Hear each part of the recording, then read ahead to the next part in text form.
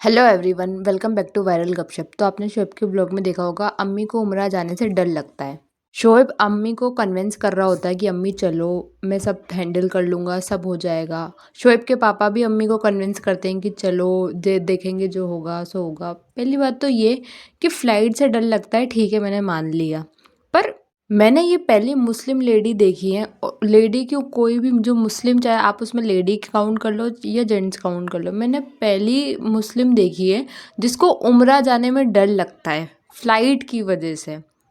मैंने तो ये देखा है, जो मुस्लिम होते हैं ना, वो उम्रा जाने के लिए तरसते हैं। बहुत से लोग बहुत ही फाइनेंशियली वीक होते हैं, तो वो नहीं जा पाते। वो इतना अंदर से उस चीज़ के लिए तरसते हैं कि काश हम जा पाते, हम हज कर पाते, हम उम्रा कर पाते। ये अकेली ऐसी इंसान है जो जिसके पास रिसोर्सेज है, फाइनेंशियली एकदम स्टेबल है, आराम से फाइनेंशियली अफोर्ड कर सकती है। जिसको बाहर उसके बच्चे प्रेशर कर रहे हैं कि अम्मी चलो चलो चलो, और वो है कि मानने के लिए रेडी नहीं है। मैंने पहली ऐसी मुस्लिम लेडी देखी है।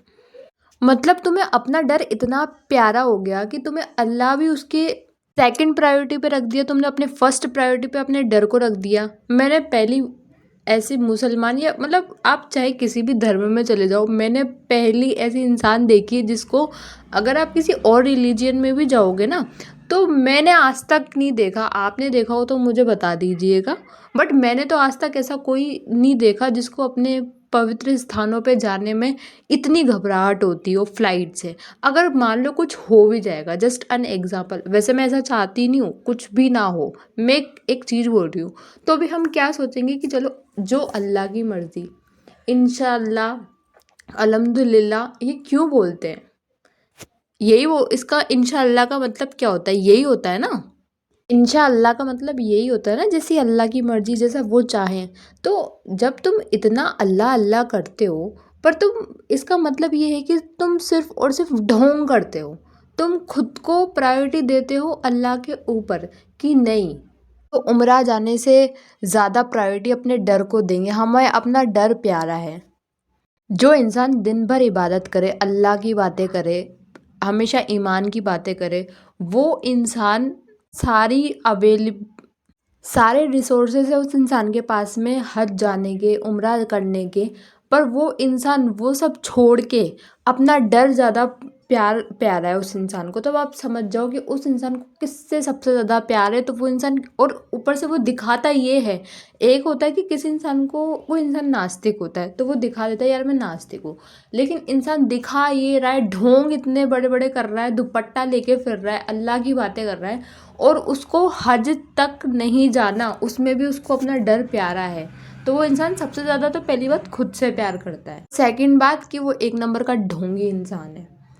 मैं तो आज तक किसी ऐसे मुस्लिम से नहीं मिली जिसको उम्रा या हज ना जाना हो, इसके मन में ख्वाहिश ना हो कि यार बस एक बार मैं चल जाऊँ, तो उसको ऐसा, मतलब उसको, उसके लिए वो एकदम हेवन जैसा है, जैसे आपने किसी ने उसको हेवन दे दिया हो। बट हाँ, एक बात ये भी ज़रूर है, अगर इनके व्यूज़ बहुत ज़्यादा ड्रॉप हुए, तो फिर तो पक्की बात है, अम्मी हज और उम्रा दोनों ले जाएगा शोएब उनको, फिर तो वो चली जाएंगी। वो अभी से ही मैं कह देती हूँ कि फिर तो उनका जाना पक्का है, क्योंकि शोएब को किसी से कोई मतलब नहीं है, उसको मतलब है कि मेरे व्यूज़ आने चाहिए। और जब ज़्यादा ड्रॉप होगा तो वो उम्रा भी पहुंच जाएगा। डब्बा जैसे अपने सास ससुर को लेके उम्रा पहुंच गई थी, उम्रा करने चली गई थी।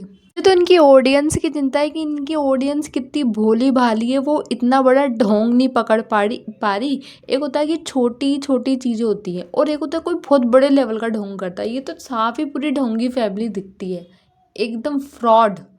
गाइज, मुझे आप आपके थॉट्स बताइएगा कमेंट सेक्शन में कि आपका क्या थॉट है अम्मी के उम्रा के डर को लेके।